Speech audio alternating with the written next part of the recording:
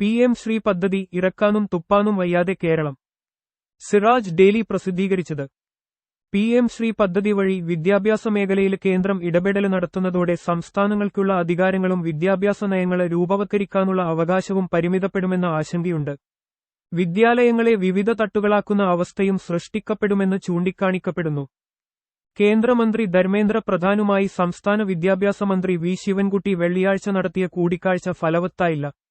സംസ്ഥാന വിദ്യാഭ്യാസ വകുപ്പിന് കേന്ദ്ര വിഹിതമായി ലഭിക്കേണ്ട 1500.27 കോടി ആവശ്യപ്പെട്ടാണ് ശിവൻകുട്ടി ഡൽഹിയിൽ കേന്ദ്ര വിദ്യാഭ്യാസ മന്ത്രിയെ കണ്ടത്. എന്നാൽ PM ശ്രീ പദ്ധതിയിൽ കേരളം ഒപ്പുവെക്കാതെ സംസ്ഥാനത്തിന്റെ വിഹിതം നൽകില്ലെന്ന പിടിവാശിയിലാണ് ധർമ്മേന്ദ്ര പ്രധാന്.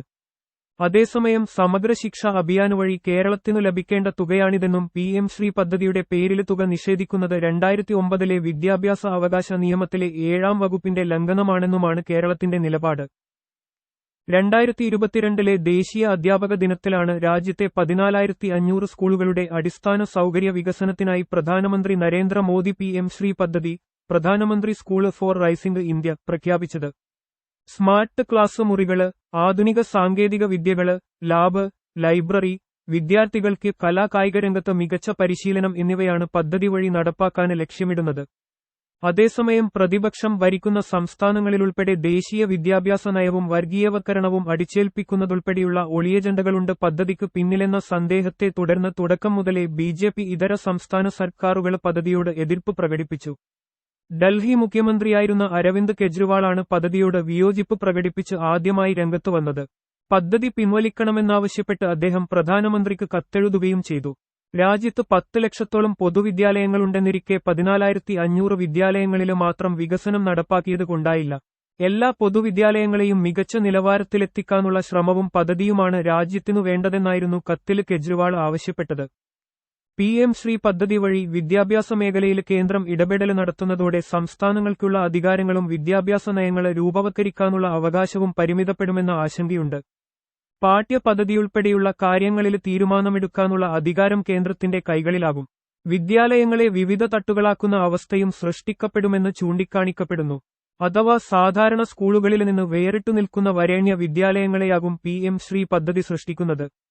അതോടെ സാധാരണ സ്കൂളുകൾ നിരാശ്രയത്വവും കൂടുതൽ ദരിദ്രാവസ്ഥയും അനുഭവിക്കുന്ന അവസ്ഥ സംജാതമായേക്കും.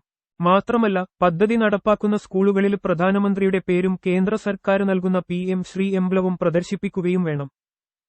അതേസമയം വിദ്യാഭ്യാസ മേഖലയ്ക്കുള്ള കേന്ദ്ര വിഹിതം ലഭിച്ചില്ലെങ്കിൽ വിദ്യാർത്ഥികൾക്കുള്ള സൗജന്യ യൂണിഫോം, പാഠപുസ്തകം, സ്കൂൾ ലൈബ്രറി ഗ്രാന്റ്, ഭിന്നശേഷിക്കാർക്കുള്ള ഗ്രാന്റ്, സ്പോർട്സ് ഗ്രാന്റ്, വിദ്യാർത്ഥിനികൾക്കുള്ള സ്റ്റൈബൻഡ്, ചന്ദ്രകല അധ്യാപക ഗ്രാന്റ് തുടങ്ങി ഒട്ടേറെ പദ്ധതികളെ ഇത് ബാധിക്കുകയും കടുത്ത സാമ്പത്തിക പ്രയാസം അനുഭവിക്കുന്ന കേരളത്തെ കൂടുതൽ പ്രതിസന്ധിയിലാക്കുകയും ചെയ്യും. കേരളത്തിനു പുറമെ തമിഴ്നാട്, പശ്ചിമ ബംഗാൾ എന്നീ സംസ്ഥാനങ്ങളാണ് പദ്ധതിയിൽ ഒപ്പുവെക്കാത്തത്. സംസ്ഥാനത്തിന്റെ സാമ്പത്തിക സ്ഥിതി കണക്കിലെടുത്ത് പദ്ധതി അംഗീകരിക്കാമെന്നായിരുന്നു നേരത്തെ CPMന്റെയും വിശിഷ്യ വിദ്യാഭ്യാസ മന്ത്രി ശിവൻകുട്ടിയുടെയും നിലപാട്.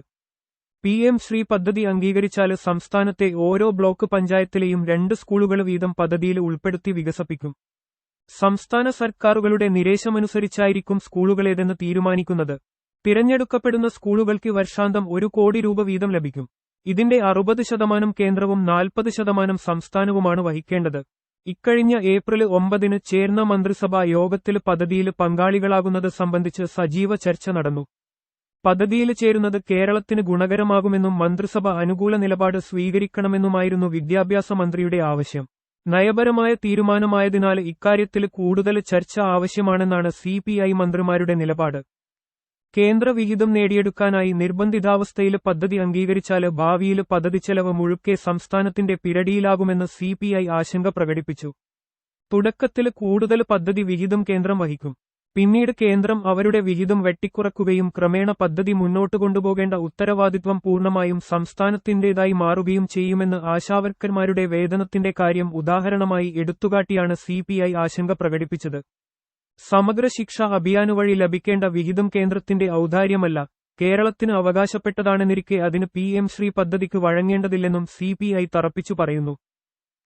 പദ്ധതിയിൽ നിന്ന് വിട്ടുനിൽക്കുന്ന തമിഴ്നാടും ബംഗാളുമായി ആലോചിച്ച് ഭാവി പരിപാടികൾ തീരുമാനിക്കാനാണ് സംസ്ഥാന സർക്കാരിന്റെ തീരുമാനം.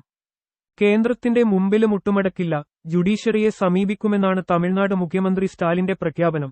കേരളത്തിനും ആ വഴിക്ക് നീങ്ങേണ്ടിവരും.